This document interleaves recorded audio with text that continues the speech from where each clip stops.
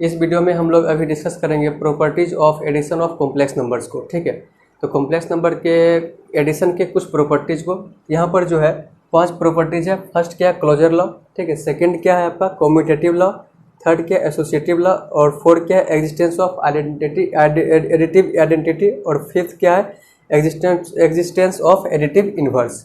इस तरह से 5 प्रॉपर्टी है, पाँचों को हम लोग 1 बाय 1 डिस्कस करेंगे। और ये पाँचों प्रॉपर्टी आप लोग एक बचपन से सुनते आ रहे होंगे। ठीक है, हर क्लास में लगभग ये प्रॉपर्टीज आपको मिलता है। लेकिन यहाँ पर जो हम लोग को ये प्रॉपर्टी अप्लाई करना है कहाँ पर, कॉम्प्लेक्स नंबर पर। यहाँ पर जो ये प्रॉपर्टी अप्लाई कहाँ करना है, कॉम्प्लेक्स नंबर पर। क्या ये पाँचों प्रॉपर्टी कॉम्प्लेक्स नंबर पर सही में अप्लाई होता है या फिर नहीं, यह चीज़ यहाँ पर देखना है। तो क्लोजर लॉ के अंदर जो आता है, मतलब ये इसका कहना यह है कि अगर 2 कॉम्प्लेक्स नंबर को हम लोग ऐड करते हैं, अगर 2 कॉम्प्लेक्स नंबर को हम लोग ऐड करते हैं तो जो रिजल्ट आता है वो भी एक कॉम्प्लेक्स नंबर ही होता है। इसको हम लोग एडिशन ऑफ 2 कॉम्प्लेक्स नंबर में प्रूव भी कर चुके हैं, तो इसलिए इसमें ज़्यादा ध्यान यहाँ पर नहीं देना है। ठीक है, तो इसके कहने का मतलब ये हो गया कि अगर Z1 प्लस Z2 करेंगे, अगर Z1 प्लस Z2 करते हैं, ठीक है, तो Z1 प्लस Z2 करते हैं तो उसके बाद इधर जो आएगा वो भी क्या होगा, एक कॉम्प्लेक्स नंबर ही होगा, वो भी एक कॉम्प्लेक्स नंबर ही होगा। ठीक है, नेक्स्ट क्या है कम्यूटेटिव लॉ। तो कम्यूटेटिव लॉ ये कहता है कि अगर कोई भी 2 कॉम्प्लेक्स नंबर को हम लोग अगर इस तरह से ऐड करते हैं Z1 प्लस में Z2, ठीक है, अब इसी 2 कॉम्प्लेक्स नंबर को अगर हम लोग इस तरह से ऐड करते हैं Z2 प्लस Z1, तो यहाँ पर जो है कम्यूटेटिव लॉ यही कहता है कि 2 कॉम्प्लेक्स नंबर को एक बार हम Z1 प्लस Z2 कर दिए और दूसरे बार Z2 प्लस Z1 कर दिए, तो यहाँ पर इस लॉ के अंदर ये दोनों क्या होता है, इक्वल होता है। ठीक है, 2 कॉम्प्लेक्स नंबर को चाहे आप ऐसे ऐड करें या फिर आप ऐसे ऐड करें, दोनों क्या होता है, आपस में इक्वल होता है। नेक्स्ट क्या है एसोसिएटिव लॉ। तो एसोसिएटिव लॉ के अंदर जो होता है उसमें 3 कॉम्प्लेक्स नंबर को लेते हैं और उसको किस तरह से हम लोग ऐड करते हैं सो देखिएगा। एक कॉम्प्लेक्स नंबर Z1 है, दूसरा complex number Z2 plus third क्या है Z3। ठीक है, अब इस तीनों को देखिए कैसे हम लोग ऐड करते हैं। ठीक है, सबसे पहले Z2 और Z3 को एक साथ ऐड करेंगे। Z2 और Z3 को हम लोग सबसे पहले एक साथ ऐड करेंगे, यहाँ से भी एक कॉम्प्लेक्स नंबर आएगा, उसके बाद उसको Z1 के साथ ऐड करेंगे। अब ये जो इक्वल होगा, यदि हम इसको पहले ऐड नहीं करके, अगर हम लोग Z1 प्लस Z2 को पहले ऐड करते हैं और Z3 को बाद में ऐड करते हैं। ठीक है, इस तरह से। ठीक, यहाँ पर इसके कहने का मतलब ये हुआ कि Z1 प्लस Z2 को पहले ऐड कर लिए, उसके बाद एक कॉम्प्लेक्स नंबर आएगा। ठीक है, और उसके बाद उसको Z3 के साथ क्या कर देना, ऐड कर देना है। चाहे आप इसको ऐसे ऐड कीजिए या फिर इसको ऐसे ऐड कीजिए। ब्रैकेट का मतलब ये हुआ कि पहले इसको ऐड करना है, ब्रैकेट का मतलब ये पहले इसको ऐड करना है।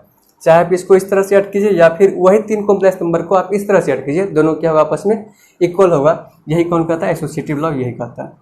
अब जो 2 बचा हुआ है, ठीक है, एग्जिस्टेंस ऑफ एडिटिव आइडेंटिटी और एग्जिस्टेंस ऑफ एडिटिव इन्वर्स, ये 2 बहुत ही इंपॉर्टेंट है। क्वेश्चन यहाँ से मिलेगा आपको बहुत जगह। ठीक है, तो इस दोनों को ध्यान से समझिएगा, इस दोनों को ध्यान से समझना है। तो सबसे पहले यहाँ पर समझिएगा एग्जिस्टेंस ऑफ एडिटिव आइडेंटिटी।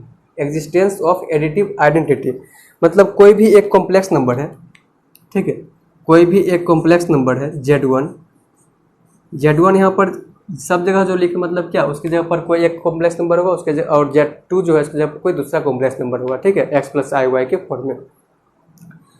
तो एग्जिस्टेंस ऑफ एडिटिव आइडेंटिटी में हम लोग यही समझना है इसमें कि Z1 कोई भी एक कॉम्प्लेक्स नंबर है। ठीक है, तो Z1 कोई भी एक कॉम्प्लेक्स नंबर, इसमें अब क्या ऐड करें, Z1 में क्या ऐड करें, ऐड क्या करेंगे, कॉम्प्लेक्स नंबर ही ऐड करेंगे। मतलब आप कैसा कॉम्प्लेक्स नंबर ऐड करेंगे, Z1 में कैसा कॉम्प्लेक्स नंबर ऐड करेंगे, ठीक है, जिससे कि इसका आइडेंटिटी नहीं खो पाए, ये अपना जो पहचान जो है कि हम एक कॉम्प्लेक्स नंबर है इस टाइप का। ठीक है, ये अपने आप का पहचान जो नहीं खो पाए।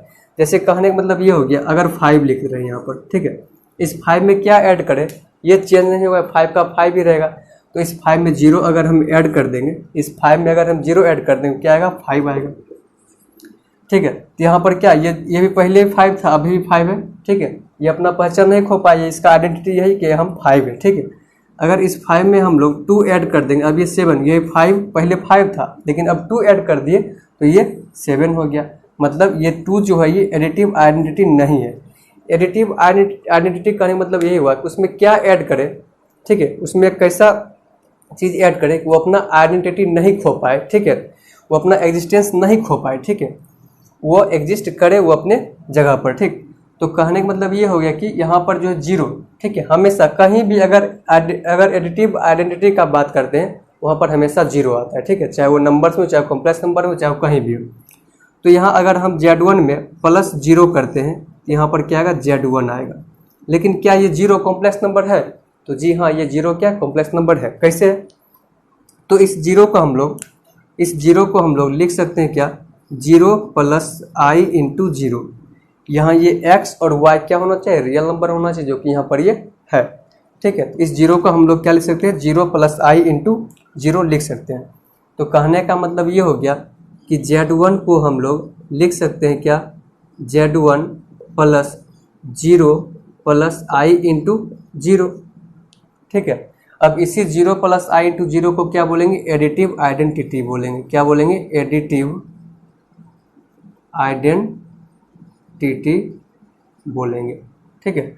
तो कॉम्प्लेक्स नंबर में जो है अगर पूछा जाए कि किसी भी कॉम्प्लेक्स नंबर का एडिटिव आइडेंटिटी क्या होता है, तो 0 + i 0, या फिर सिंपल हम लोग 0 भी बोल सकते हैं, ठीक है। तो इस टाइप के कॉम्प्लेक्स नंबर को क्या बोलते हैं, purely real and purely imaginary complex number, ठीक है। 0 को हम लोग क्या बोलते हैं, 0 को हम लोग बोलते हैं purely real and purely imaginary complex number, purely real and purely imaginary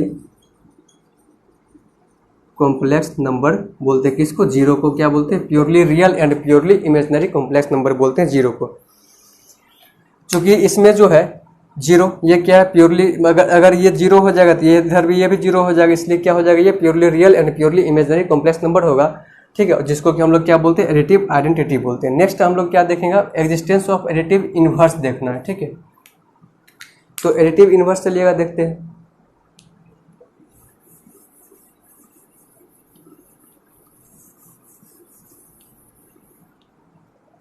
चलिएगा, तो एडिटिव इनवर्स यहाँ पर है, ठीक है।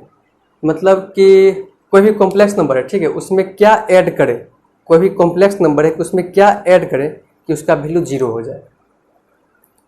कोई भी कॉम्प्लेक्स नंबर है उसमें क्या ऐड करें कि उसका वैल्यू 0 हो जाए, ठीक है। जो चीज़ ऐड करेंगे, ठीक है, उसी को हम क्या बोलेंगे, एडिटिव इनवर्स बोलेंगे। जो चीज़ उस कॉम्प्लेक्स नंबर में हम ऐड करेंगे उसी को हम क्या बोलेंगे, एडिटिव इनवर्स बोलेंगे। जैसे अगर हम पूछें यहाँ पर ये 5 है, इस 5 में क्या ऐड करें कि इसका वैल्यू 0 हो जाएगा, इसका 5 में क्या ऐड करेंगे कि इसका वैल्यू 0 हो जाएगा। तो इसके साइन, इसी को ऐड करना, इसके साइन के अपोजिट के साथ, इसका साइन क्या, प्लस। तो यहाँ पर अगर हम -5 ऐड करेंगे तो इसका वैल्यू 0 हो जाएगा। तो यहाँ पर अगर पूछा जाएगा इस 5 का एडिटिव इनवर्स क्या होगा, तो -5 होगा। उसी तरह से अगर हम बोले कि इस 10 -10 में, ठीक है, -10 में क्या ऐड करें, इसका वैल्यू 0 हो जाएगा। तो यहाँ पर 10 तो है ही, ठीक है, लेकिन इसका साइन क्या, माइनस, इसके अपोजिट साइंस, इसलिए क्या बोला कि एडिटिव इनवर्स ऐड करना है, लेकिन इसके इनवर्स साइन के साथ, इसके अपोजिट साइन के साथ ऐड करना, उसी को हम क्या बोलते हैं, एडिटिव इनवर्स बोलते हैं उस नंबर का, ठीक है। यहाँ पर क्या -10 है, इसका मतलब यहाँ पर प्लस में 10 ऐड कर देंगे, ठीक है, यहाँ पर ये वैल्यू 0 आ जाएगा। मतलब इस -10 का जो होगा एडिटिव इनवर्स वो क्या होगा, 10 होगा, ठीक है। अब यही चीज़ अप्लाई कहाँ पर करेंगे हम लोग, कॉम्प्लेक्स नंबर में, ठीक है।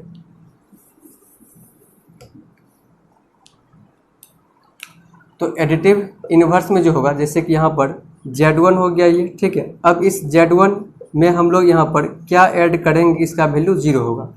तो Z1 सबसे पहले हम लोग मान लेते हैं क्या, Z1 है मेरा x1 + iy1। अब इस x1 + iy1 में यहाँ पर हम लोग क्या ऐड करेंगे, इसका वैल्यू 0 होगा, ठीक है। तो इस कॉम्प्लेक्स नंबर का जो भी साइन है उसके अपोजिट साइन के साथ इसमें ऐड करेंगे, उसका वैल्यू क्या हो जाएगा, 0 हो जाएगा। तो मतलब यहाँ पर x1 का साइन क्या है, माइनस, ठीक है, सॉरी, x1 का साइन क्या है, प्लस, यहाँ पर माइनस में x1, और y1 इमेजिनरी पार्ट का साइन क्या है, प्लस, यहाँ पर माइनस में i1 ऐड कर दिए, प्लस से मीन्स क्या ऐड कर दिए, तो इसका वैल्यू क्या हो जाएगा, 0। x1 कैंसिल हो जाएगा, i y1 और i1 भी कैंसिल हो, 0 हो जाएगा। तो देयरफॉर यहाँ से हम लोग बोल सकते हैं therefore -x1 -iy1 is called additive inverse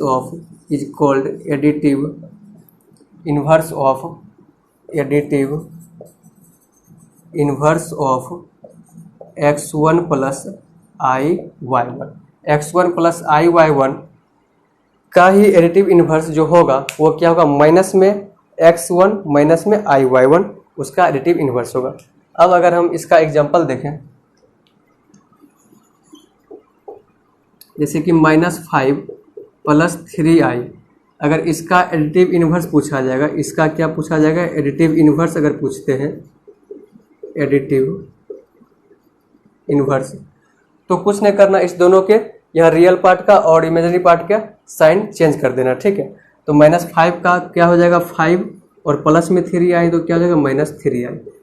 तो इस कॉम्प्लेक्स नंबर का जो एडिटिव इन्वर्स होगा वो क्या हो जाएगा 5 - 3i।